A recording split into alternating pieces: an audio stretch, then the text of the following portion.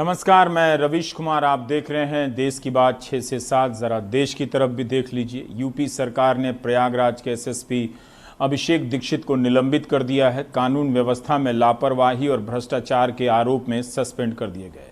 Greater Noida की एक posh society के अंदर कार में बैठे 2 प्रॉपर्टी डीलरों को गोली मार दी गई।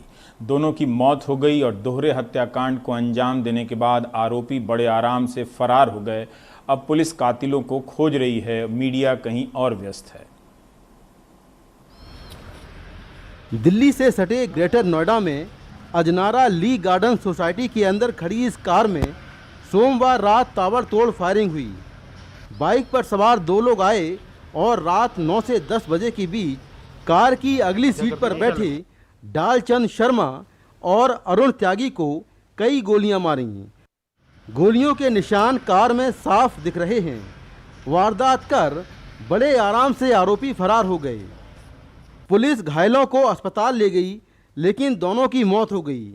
दोनों पेशे से प्रॉपर्टी डीलर थे और इसी सोसाइटी में रहते थे। कार में पीछे वाली सीट पर 2 लोग और बैठे थे, लेकिन उन्हें गोली नहीं लगी। वहीं डालचंद को 5 से ज़्यादा और अरुण को 3 गोलियां लगी थीं। गाड़ी बिल्कुल पार्क ऐसे हो रखी थी जैसे बिल्कुल पार्क करवाई हो उसने। उसके बाद 2 लोग पहले तो 3-4 बार राउंड मारा इन्होंने। राउंड मारते मारते फिर एक लड़का साइड से गया, एक दूसरी साइड से गया। उन्होंने दोनों ने गोली चलाई। ठीक है जी। उसके बाद जो पीछे गोली चलाने वाले भाग गए। जो 2 पीछे बैठे हैं उनको कुछ नहीं हुआ। वारदात के बाद सोसाइटी के लोग दहशत में हैं। उनका कहना है कि ना तो यहाँ पुलिस दिखती है और ना ही बिल्डर की तरफ से सोसाइटी को सुरक्षित रखने के उपाय किए गए हैं। कई जगहों पर सोसाइटी में आने जाने के रास्ते हैं, जिससे लोग अंदर गाड़ी खड़ी कर शराब पीते हैं।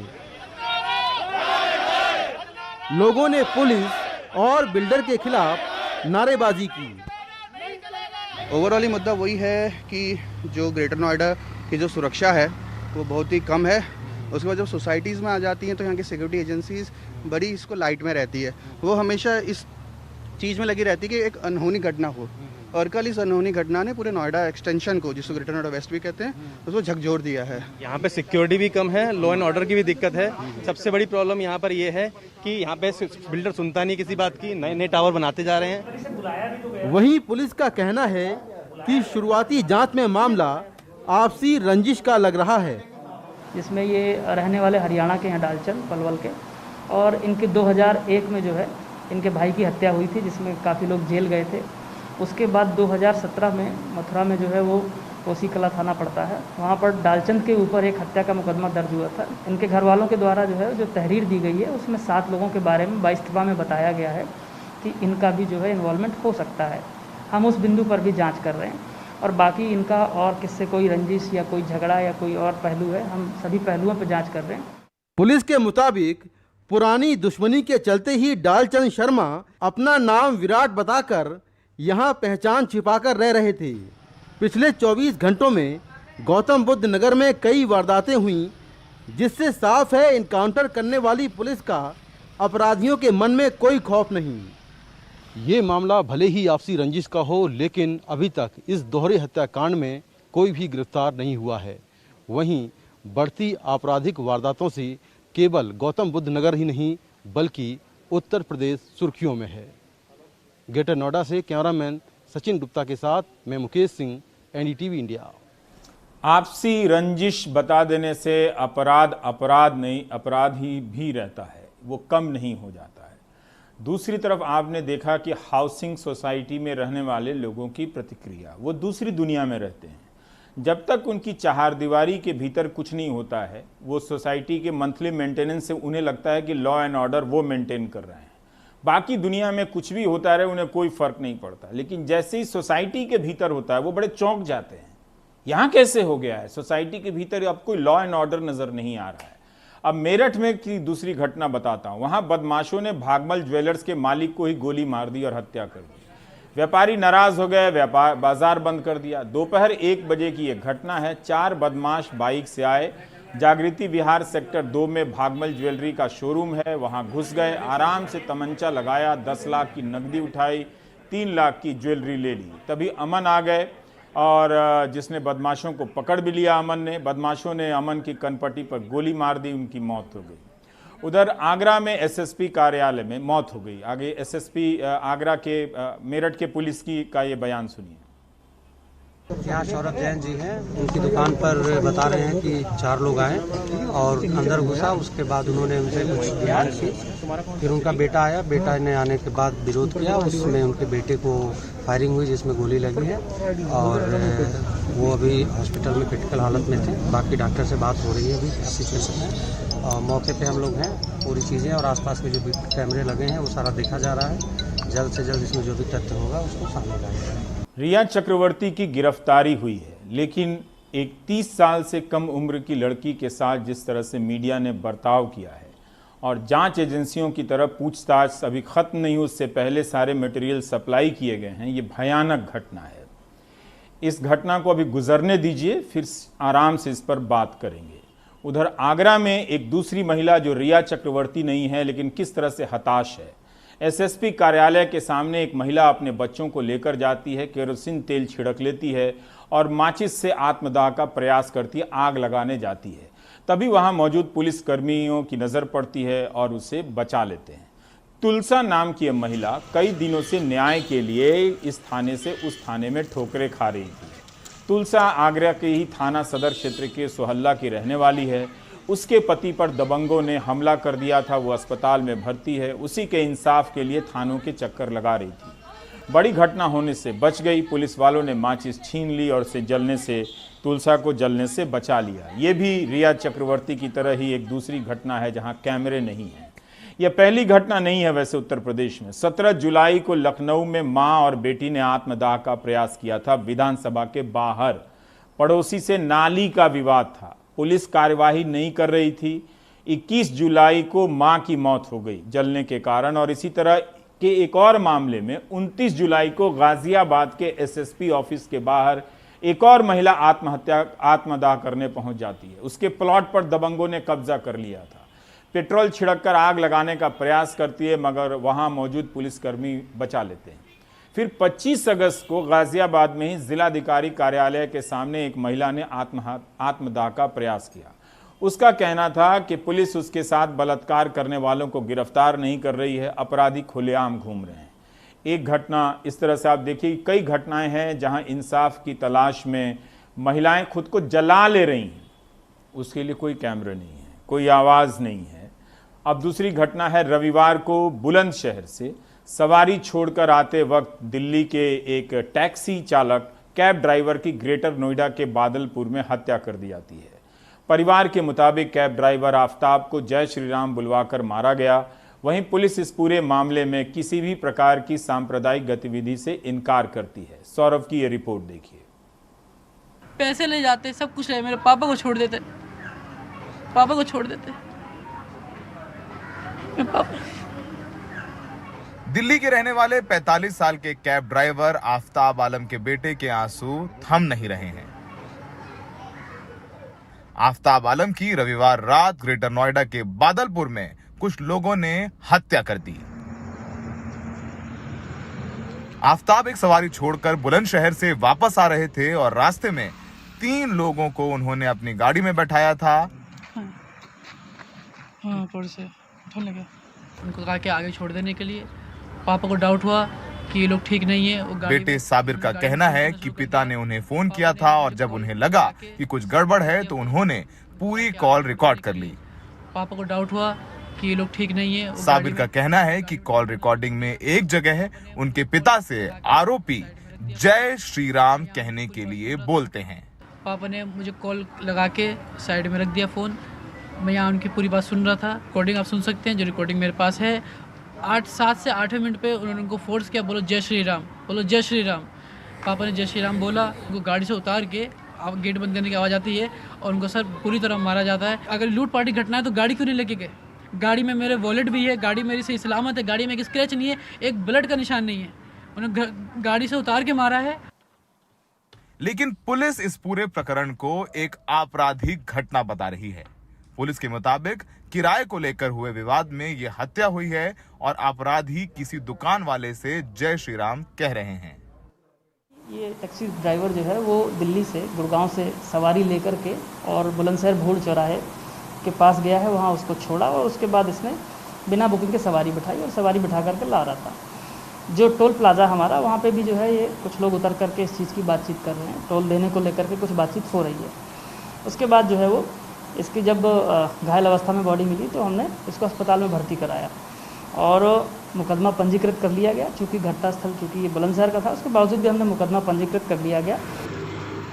पुलिस अब तक किसी आरोपी को गिरफ्तार नहीं कर पाई है और तो और अब तक किसी आरोपी की पहचान तक नहीं हुई है। पुलिस को NH91 के टोल प्लाजा से CCTV मिला है, जिसके आधार पर आरोपियों की शिनाख्त की कोशिश चल रही है। नोएडा पुलिस ने पूरे केस को बुलंदशहर पुलिस को ट्रांसफर कर दिया है, क्योंकि आरोपी कैब में बुलंदशहर से बैठे थे। परिवार का कहना है कि उन्हें जय श्री राम बुलवा करके मारा गया। ये धार्मिक आधार पर हत्या की गई है। पुलिस कह रही है इसमें ऐसा कुछ भी नहीं है, ये एक आपराधिक घटना है। किराए को लेकर विवाद हुआ और उसमें इनको जान से मार दिया गया। यानी आदमी की मौत तो हुई, तो अगर आदमी की मौत हुई तो 2 दिन बीत गए हैं घटना की। पुलिस अब तक आरोपियों को क्यों नहीं पकड़ पाई है, जबकि उनका कहना है कि उनके पास CCTV फुटेज भी आ गया है। तो अब तक जो दोषी हैं वो फरार हैं। नोएडा में सहयोगी अरविंद उत्तम और एन रवि के साथ सौरभ शुक्ला, NDTV इंडिया। ऐसी कितनी नाइंसाफियों पर पर्दा डालने के लिए मुंबई में एक लड़की के साथ नाइंसाफी की जा रही है, रिया चक्रवर्ती के साथ। जो हो रहा है वो आपको दिखाया नहीं जा रहा, जहां कुछ नहीं हुआ उसे आपको बार बार दिखाया जा रहा है। देखते रहिए, कुछ न कुछ तो देश आपको समझ में आएगा। भारत में कोरोना से मरने वालों की संख्या 72,775 से पार हो चुकी है। पिछले 24 घंटे में फिर से 1000 से अधिक यानी 1100 से अधिक लोगों की मौत हुई है। 42 लाख संक्रमित हुए हैं तो 33 लाख ठीक भी हुए हैं। भारत ने अभी तक 5 करोड़ टेस्ट पूरे कर लिए हैं। पिछले 10 दिनों में 1 करोड़ टेस्ट किए गए हैं। टेस्ट करने के मामले में भारत अमेरिका के बाद दूसरे नंबर का देश है, संक्रमण के मामले में भी। लेकिन आबादी के हिसाब से देखें तो 10 लाख की आबादी से अभी भी भारत बहुत कम टेस्ट कर रहा है। अनुराग द्वारी बता रहे हैं कि मध्य प्रदेश में लगभग 34% मंत्री, कई विधायक कोरोना के शिकार हो चुके हैं। इसके बाद भी सियासी सभाओं में सामाजिक दूरी का कोई अनुशासन नहीं दिखता है। इंदौर जिले के सांवेर विधानसभा से कांग्रेस से पाला बदलकर आए मंत्री तुलसी सिलावट उम्मीदवार हैं। उनके इलाके में 2400 करोड़ रुपए की लागत से नर्मदा जल सिंचाई परियोजना का भूमि पूजन होने वाला है। इसलिए वहां हजारों की भीड़ कलश यात्राएं निकल रही है 3 सितंबर से ही। बड़ी तादाद, कोई शारीरिक दूरी नहीं, सिर पर कलश यात्रा शुरू। कोरोना संकट को भूलकर कैबिनेट मंत्री तुलसी सिलावट, जो खुद कोरोना से ठीक होकर लौटे हैं, उन्होंने हर गांव में नर्मदा के अभिवादन के लिए कलश यात्रा शुरू की है। कांग्रेस ने एक वीडियो जारी कर आरोप लगाया है कि इस कलश यात्रा में महिलाओं को मुफ्त में कलश, नारियल और साड़ी बांटी जा रही है। यही वजह है कि गांव-गांव में कलश यात्रा को लेकर बड़ी संख्या में ग्रामीण कलश यात्रा का हिस्सा बन रहे हैं। सांवेर विधानसभा के 250 गांवों के 314 बूथों पर कलश यात्रा निकालकर घर घर मां नर्मदा का अभिनंदन किया जा रहा है। मंत्री जी कहते हैं ये लोगों का प्रेम है। कांग्रेस का आरोप है उपचुनावों के दौरान भ्रष्टाचार। कलश यात्रा गांव के गांव में निकल रही है। एक वो नर्मदा माई आ रही है तो वो गांव के मंदिर में निकल रही है और सब हमारी माँ शक्ति निकाल रही है। एक धर्म, आस्था और विश्वास का नर्मदा माँ के प्रति इतनी आस्था है, उनका प्रेम है। इसने शिवराज सिंह सरकार के 2 चेहरे सामने आ रहे हैं। एक वो चेहरा है जो इस तरह के आयोजन करने पर रासुका लगा दी जाती है और एक ये चेहरा है जहां हजारों लोगों की जान खतरे में डाल दी जाती है। प्रशासन को तत्काल जो भारतीय जनता पार्टी के मंत्री हैं उनके ऊपर रासुका की कार्रवाई करना चाहिए, क्योंकि ये उन्हीं के नेतृत्व में और उन्हीं के प्रायोजित तरीके से ये कलश यात्रा निकाली गई है। जो एक साड़ी, एक कलश और एक दक्षिणा पर अपना वोट बेच देंगे। जनता बहुत अच्छे से जानती है कि ये वही पैसा है मंत्री का जिसके दम पर उन्होंने ये चुनी हुई सरकार गिराई है। ये सब तब हो रहा है जब राज्य में मुख्यमंत्री सहित 9 मंत्री, 21 विधायक कोरोना संक्रमित हो चुके हैं। जब राज्य में 75,459 लोग कोरोना से पीड़ित हैं। पिछले 1 हफ्ते में हर मिनट पर 1 मरीज मिला है। सितंबर में औसतन हर दिन 1,640 मामले आए हैं। राजधानी भोपाल में 86% ICU बेड भर चुके हैं। बात जब टेस्ट की हो तो प्रति 10 लाख टेस्ट के मामले में मध्य प्रदेश जब फिसड्डी है, जहां सिर्फ 10 लाख में 18,133 टेस्ट हो रहे हैं, देश में 16वें नंबर पर। हालांकि सरकार के कुछ मंत्री अभी भी बगैर मास्क नजर आते हैं, कहते हैं गोबर मिट्टी में खेले हैं, कोरोना नहीं होगा। तुमने हमें कोरोना बना दो। इमरती देवी मट्टी में पैदा भाई, गोबर में पैदा भाई, इतने कर रहे कीटाणु है कि कोरोना के आसपास नहीं जा पाएंगे, वो तो जितने जबरदस्ती लगाए हम। वैसे कोरोना के बढ़ते आंकड़ों से नेताजी लोग बेपरवाही नजर आ रहे हैं, इसीलिए तो कोई कलश यात्रा निकाल रहा है, कहीं सदस्यता अभियान चल रहा है, कहीं कोई और राजनीतिक रैली। खुद मुख्यमंत्री भी व्यस्त हैं, सवालों से बच रहे हैं। मुख्यमंत्री जी एक चीज और, पितृपक्ष में कौन लोकार्पण करता है? मुख्यमंत्री जी पितृपक्ष में कौन भूमि पूजन करता है? थोड़ा जवाब दे दीजिए इसका। मुख्यमंत्री जी ये बताइए कौन भूमि पूजन करता है? शुभ काम पितृपक्ष में किया आपने? मुख्यमंत्री जी चला के रास्ता, मुख्यमंत्री जी बताइए। महामारी के बीच मध्य प्रदेश में सियासत हुई, सरकार बदली। एक बार फिर राज्य में उपचुनाव हैं जिसमें जीत ज़रूरी है। वही तय करेगा कि मध्य प्रदेश में किसकी सरकार बनती है, रहती है या चली जाती है। और फिर सियासत जारी है, चाहे कितने भी लोग, नेता, मंत्री संक्रमित क्यों ना हो जाएं। इंदौर से समीर और भोपाल से कैमरा पर्सन रिजवान खान के साथ अनुराग द्वारी, NDTV इंडिया। अनुराग की रिपोर्ट में कोई पत्रकार मुख्यमंत्री शिवराज सिंह चौहान से पूछ रहा है कि पितृपक्ष में कोई भूमि पूजन करता है, यानी शुभ कार्य नहीं होते, लोग गाड़ियां नहीं खरीदते, चीज़ें नहीं खरीदते हैं, लेकिन मुख्यमंत्री जी जवाब नहीं देते हैं। शायद शास्त्रों के ज्ञाता पत्रकार को पता नहीं कि चुनाव पक्ष से बड़ा कोई भी पक्ष नहीं है, ना पितृपक्ष है ना मातृपक्ष है। इस तरह की रिपोर्ट को देखकर, ग्रेटर नोएडा से लेकर मध्य प्रदेश की रिपोर्ट को देखकर आपको अपना देश कुछ समझ में आता है? क्या प्लाज्मा कुछ अचूक इलाज है? बेशक कुछ मरीजों को फायदा हुआ, लेकिन यह अचूक इलाज नहीं कहा जा सकता। प्लाज्मा डोनर की एक समस्या रहती है, मगर अब कई लोग इस झिझक को तोड़ रहे हैं और प्लाज्मा देने के लिए आगे आ रहे हैं। तबरेज खान ने दिल्ली में सबसे पहले प्लाज्मा दिया था। तबरेज अब तक 9 बार प्लाज्मा दे चुके हैं। दिल्ली के 30 साल के तबरेज खान को इसी साल 18 मार्च को कोरोना वायरस हो गया था। ऐसे वक्त जब कोविड पॉजिटिव होने की खबर से ही अफरा तफरी मच जाती थी। खैर, तबरेज 5 अप्रैल को अस्पताल से ठीक होकर वापस आ गए और तब से लेकर अगस्त तक 9 बार अपना प्लाज्मा दान कर चुके हैं। प्लाज्मा डोनेट करने से कोई परेशानी नहीं आती, कोई दिक्कत नहीं आती। बस आपको जो थोड़ी सी परेशानी है इतनी कि आपको अपने घर से हॉस्पिटल तक जाना पड़ेगा, बस ट्रेवल कर कर, या एक सुई का जो दर्द होता है वो दर्द आपको सहन करना पड़ेगा। उसके बाद पता भी नहीं चलता, आधे घंटे के अंदर आपका प्लाज्मा ले लिया जाता है। कब प्लाज्मा लिया गया, कब आपको खड़ा कर दिया गया, कोई पता नहीं चल पाता है।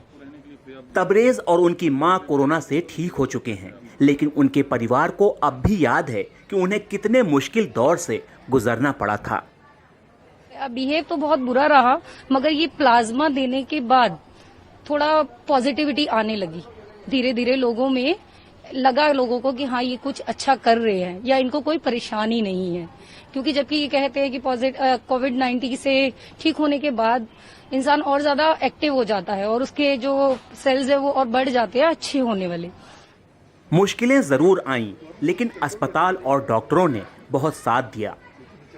ये चाहते हैं कि कोरोना पीड़ितों के साथ अच्छा व्यवहार किया जाए और जिनको कोरोना हो चुका है वो प्लाज्मा दान जरूर करें।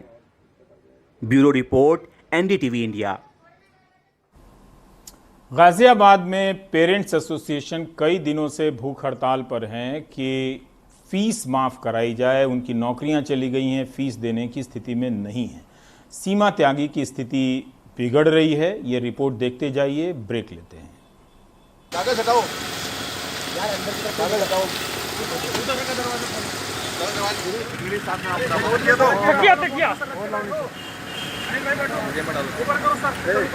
मेरा चप्पल दे दो, तो वही चप्पल है पड़ा, जल्दी दो, जल्दी दो, जल्दी। अरे वो चप्पल है यार, वही सही चप्पल। चलो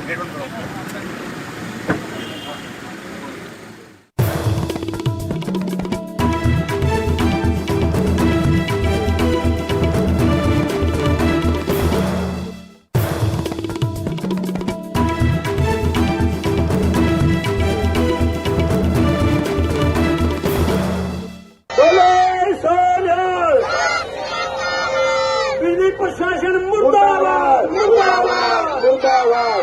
एक्शन मुर्दाबाद मुर्दाबाद मुर्दाबाद। किसानी कर्जे माफ करो,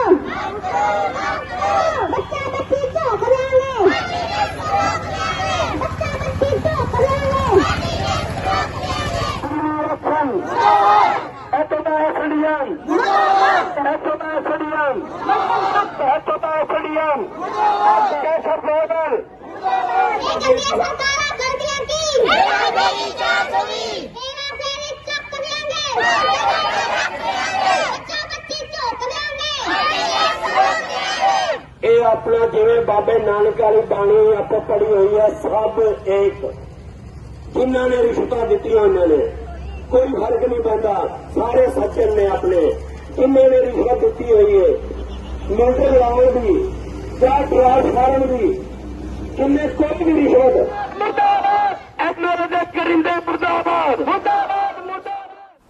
और दिल्ली में एक गांव है फतेहपुर बेरी। इस गांव में और इसके आसपास 50 से 60 हज़ार लोग रहते हैं, मगर इस गांव में आसपास के बड़े शहरों का पानी जमा होकर सड़ने लगा है। गांव वालों को लगता है कि उसकी वजह से ही गांव का पानी खराब हुआ है और कैंसर फैल रहा है। इसलिए उन्होंने सीएमओ से मांग की है कि आइए और गांव के पानी की जांच कीजिए। दिल्ली के फतेहपुर बेरी गांव की रहने वाली शीला कैंसर की बीमारी से जूझ रही हैं। यही बीमारी उनके पति और एक जवान बेटी को कुछ दिन पहले निकल चुकी है। भाई अब तो मैं आती ना हूँ, जाते ना, खुद बीमार हूँ, पर हाँ ऐसे चल रहे हैं। ये 3 केस तो मेरे घर में ही हुए हैं।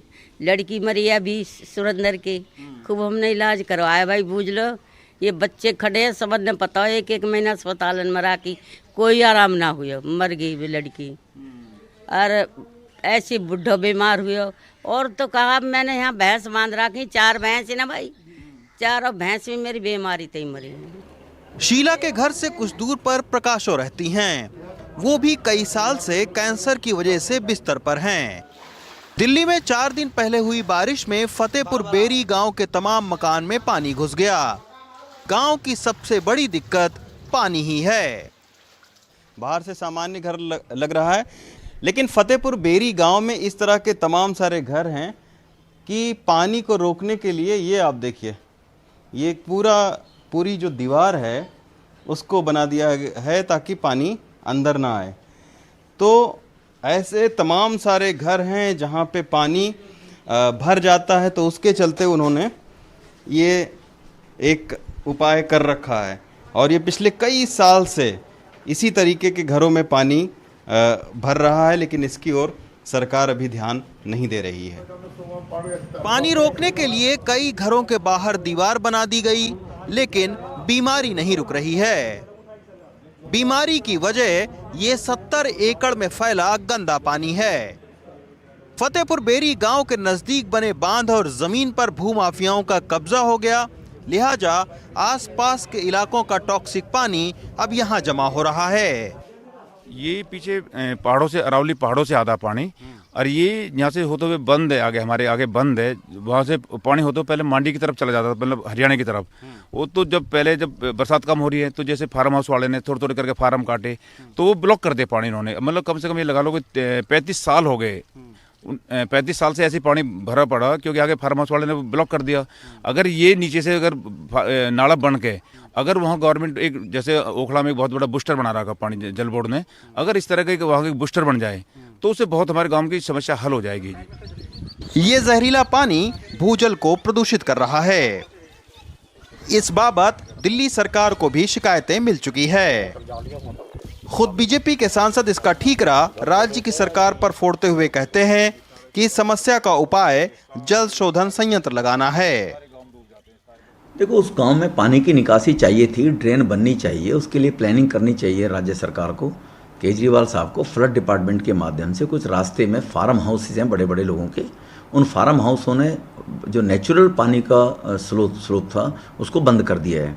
तो कहीं ना कहीं सड़कों के साथ में मिलकर वहाँ की लैंड एक्वायर करने की क्षमता सरकार को अपने अंदर पैदा करनी पड़ेगी, और वहाँ पर एक बड़े ड्रेन के रूप में या वाटर ट्रीटमेंट प्लांट लगाकर, और वहाँ पर एक बड़ा वाटर ट्रीटमेंट प्लांट लगाया जाए। लोग ज़मीन देने को तैयार हैं, लेकिन वो जल बोर्ड ने लगाना है।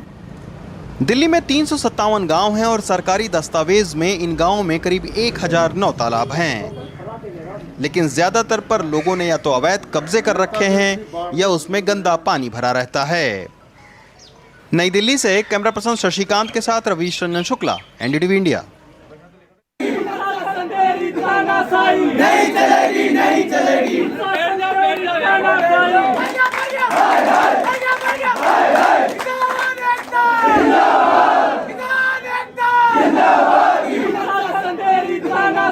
नहीं चलेगी, नहीं चलेगी।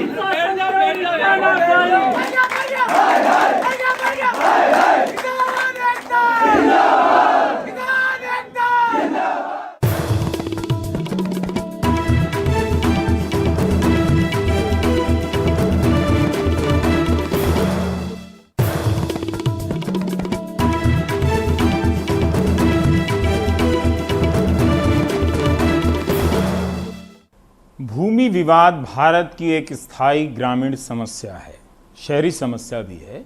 इस समस्या को दूर करने के लिए कई हजार करोड़ रुपए लगाकर अभियान चलाया गया कि इन दस्तावेजों का कंप्यूटरीकरण किया जाएगा ताकि ये समस्या दूर हो। ये समस्या दूर नहीं हुई। अब गाँव में ज़मीन की पैमाइश करने के लिए ड्रोन कैमरे उड़ रहे हैं कि इससे अब भूमि विवाद या अन्य विवादों को कंट्रोल में किया जाएगा। गांव वालों को भले लगता हो कि कोई सिनेमा बना रहा है या भूमि विवाद को दूर करने के लिए ड्रोन कैमरे आसमान में उड़ रहे हैं, पर हो सकता है कि आने वाले समय में इन पक्के मकानों से जो समृद्ध से नजर आते हैं, टैक्स की भी कोई योजना बने।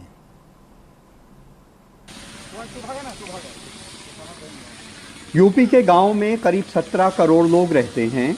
आबादी बढ़ने के साथ गांव में मकानों की तादाद भी बढ़ रही है।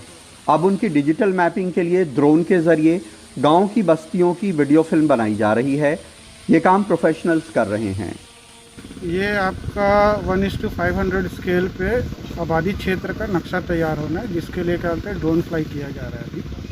उसके बाद जो भी आबादी क्षेत्र है ग्राम की, उसका क्या होता है नक्शा बनाया जाएगा। इस स्वामित्व योजना का ऐलान पीएम ने 24 अप्रैल को पंचायती राज दिवस पे किया था। रेवेन्यू रिकॉर्ड में गाँव में खेत, चारागाह, तालाब, गांव समाज की ज़मीन के साथ साथ आबादी का एरिया भी दर्ज है, लेकिन उस आबादी में घरों के नक्शे और उनका कोई रिकॉर्ड नहीं है। ये भी नहीं पता कि किसका घर कितना बड़ा और कहाँ तक है। अब ज़मीन और आसमान दोनों से इसका इंदराज होगा। लोग बसे हुए हैं, बड़ा नंबर आबादी का है, तो उसमें जो जो जहाँ जहाँ बसा हुआ है, जो जो इसका एरिया है, चाहे उसकी सहन है, आबादी है, घर है, बांसकोट है, अगल बगल जो घर के बीच में है, इसी तरह जो रास्ते हैं या जो नेचुरल रास्ते, तो उसको हम रास्ते के रूप में फिक्स कर देंगे। गांव में घरों के जो नक्शे सरकार बनवा रही है, उसे लेकर भी विवाद के तमाम अंदेशे हैं।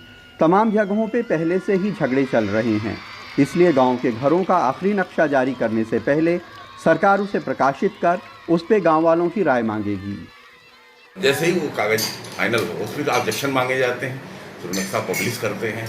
और अगर किसी को ऑब्जेक्शन है कि हमारा एरिया कम हो रहा है, हमारा एरिया ज़्यादा हो रहा है, तो ऑब्जेक्शन लेकर के उसको फाइनलाइज करके प्रपत्र 7 होता है, 7 में हम पब्लिश करके उसे फाइनल कागज का रूप दे देते हैं।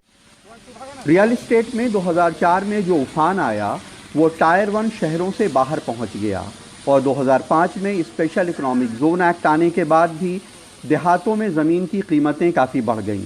बड़े पैमाने पर गाँव में शहरीकरण हुआ और बड़ी तादाद में बिल्डर वहां प्लॉटिंग कर महंगी ज़मीनें बेचने लगे। इससे गांव में भी ज़मीनों की कीमत आसमान छूने लगी और झगड़े बढ़ गए। हाल के दिनों में गांवों में घरों की ज़मीनों को लेकर होने वाले झगड़े भी कई गुना बढ़ गए हैं, क्योंकि कभी जो ज़मीन मिट्टी के मोल हुआ करती थी, अब वो सोने की तरह कीमती हो गई है। यूपी का शायद ही कोई ऐसा गांव हो जहां नाली, खड़ंजे और रास्ते को लेकर के झगड़े नहीं चल रहे हों। इसलिए ज़रूरी हो गया है कि गांवों में घरों के नक्शे हों, उनका रिकॉर्ड हो, ताकि इसको लेकर होने वाली फौजदारी को रोका जा सके। सोनभद्र में प्रभात, बहराइच में सलीम सिद्दीकी और लखनऊ में कैमरामैन विनीत वर्मा के साथ कमाल खान, एनडीटीवी इंडिया। समस्याएं कभी दूर नहीं होती, उन्हें दूर करने के नए उपाय पुराने पढ़कर दूर हो जाते हैं और फिर से नए उपाय आ जाते हैं। और अब राजनीतिक खबरें। संसद के मॉनसून सत्र में कांग्रेस चीन की घुसपैठ के मुद्दे पर प्रधानमंत्री मोदी को सीधे तौर पर घेरने की तैयारी कर रही है। सूत्रों के मुताबिक कांग्रेस अध्यक्ष सोनिया गांधी की अध्यक्षता में कांग्रेस के सांसदों की बैठक में आज ये तय हुआ। बैठक में हिस्सा ले रहे राहुल गांधी ने कहा कि सरकार ने अभी तक भारतीय जमीन पर चीनी घुसपैठ की बात नहीं कबूली है। पीएम को इस मामले पर जवाब देना होगा। साथ ही बढ़ते कोरोना संक्रमण और केंद्र सरकार के कुप्रबंधन को भी बड़े पैमाने पर संसद में उठाने का फैसला लिया गया। जीडीपी में भारी गिरावट और रोजगार की बुरी हालत को फोकस में रखते हुए अर्थव्यवस्था पर भी कांग्रेस सरकार को घेरेगी। एक तरफ कुछ नेता और दल बिहार में फिलहाल चुनाव टालने की मांग कर रहे हैं, तो दूसरी तरफ चुनाव की तैयारियों में भी जोर शोर से जुटे हैं। पटना में राज्य की पूर्व मुख्यमंत्री राबड़ी देवी के घर के बाहर एक पोस्टर लगा है जिसमें तेजस्वी यादव से कमान संभालने की अपील की गई है। इस बड़े से पोस्टर में तेजस्वी को अर्जुन की तरह पेश किया गया है और उनके भाई तेज प्रताप को कृष्ण की तरह। इस पोस्टर में राज्य की बदहाली को लेकर कई तरह के आरोप लगाए गए हैं।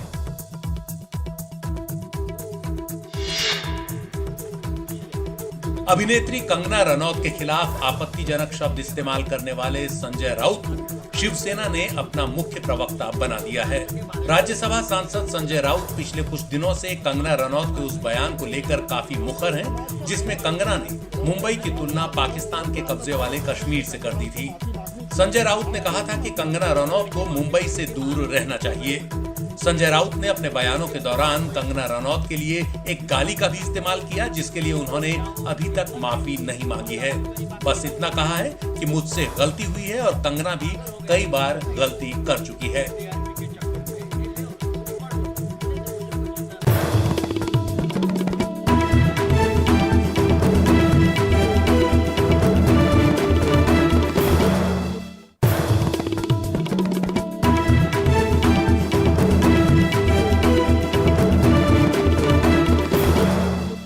ಏನಾಗಬೇಕು? ಓಕೆ, ಸಾವಿತ್ರಿಬಾಯಿ ಫುಲೆ ಅವರು ಭಾರತ ರತ್ನ ಆಗ್ಬೇಕಂದ್ರೆ ಎಲ್ಲರೂ ಕ್ಲಾಪ್ಸ್ ಹಾಕಿ.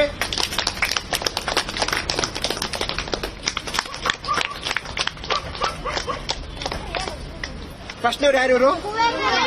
Wow, super. ಇದು ಸೂಪರ್. ಮೇಲೆ ಇರೋದು ಕೃಷ್ಣ ನದಿ. ನೀನೆ ಕೃಷ್ಣ ನದಿ ಹೇಳ್ದಾ? ಇದಕ್ಕೆ ವೆರಿ ಗುಡ್ ಅಂತ ಹಾಕೋಣ. ವೆರಿ ಗುಡ್ ಅಂತ ಹಾಕೋಣ.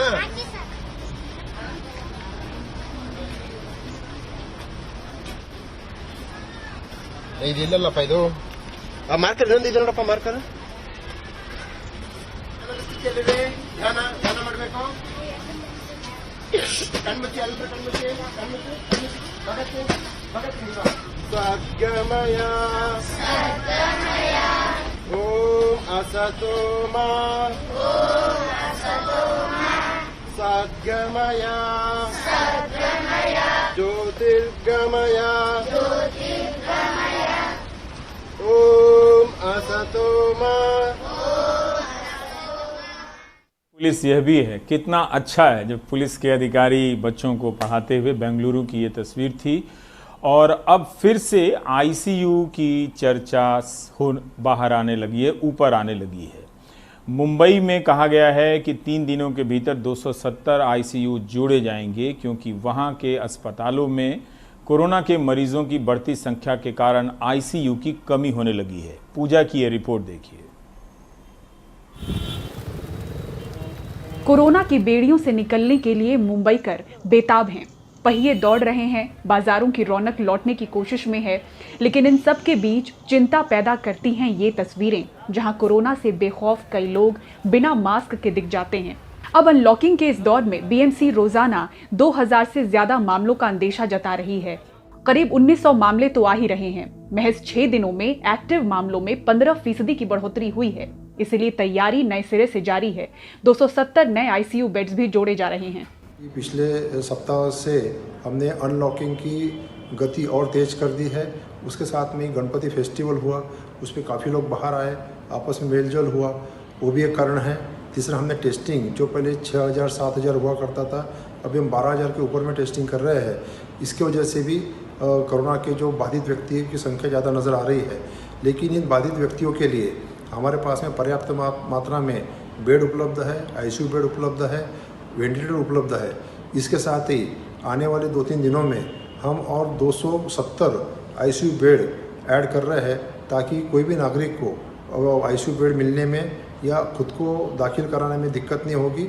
बीएमसी का ये डैशबोर्ड चार्ट देखें तो 6 सितंबर तक 159 आईसीयू बेड खाली दिख रहे हैं, लेकिन शहर के बड़े अस्पतालों में शामिल लीलावती अस्पताल के जाने माने डॉक्टर जलील पाटकर आईसीयू बेड की बड़ी किल्लत बयां कर रहे हैं। जो पेरिफेरी में यहाँ से जो गए थे माइग्रेंट्स लोग, जो अपने अपने गांव गए, जो पहले यहाँ लॉकडाउन में अंदर थे, उन्होंने जाके सब गांव में और सैटेलाइट सिटीज़ में कोविड को फैला दिया है। अब मरीज़ वहाँ अगर क्रिटिकल होता है, अगर वहाँ पर फैसिलिटीज़ नहीं है, तो वह वापस आके सोचता है कि मुझे वहीं जाना है जहाँ पर मुझे इलाज अच्छा मिले, और वो फिर वापस मुंबई के जो अच्छे हॉस्पिटल्स हैं, जो प्राइवेट हॉस्पिटल्स में, उसमें आके इलाज करने मांगता है। जो पैसे वाले जो पहले घर में ही बैठे थे, उनको भी हो चुका है, वो लोग भी आने मांगते हैं। तो आईसीयू के बेड की किल्लत बहुत है, बहुत कम आईसीयू बेड, जब देखो तब आईसीयू बेड पूरा फुल रहता है। आइसोलेशन बेड्स भी जो हैं वो भी फुल रहते हैं।